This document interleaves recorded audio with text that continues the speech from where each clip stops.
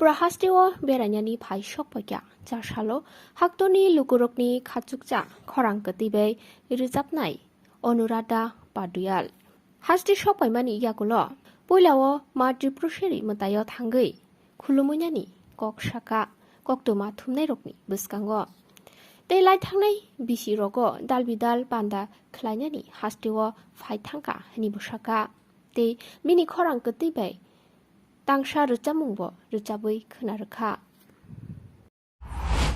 सुंदरी का दर्शन के लिए आए हैं। पहली बार ही आना हुआ मैडम आपका? नहीं, बहुत साल पहले किशोर दा के साथ बहुत प्रोग्राम्स किए मैंने। अच्छा, आज त्रिपुरा में आने के बाद कितने दिन का सफर है आपका?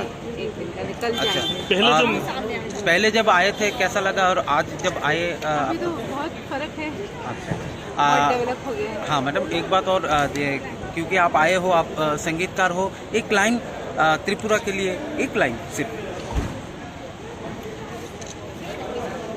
नजर के सामने जिगर के पास कोई रहता है वो तुम।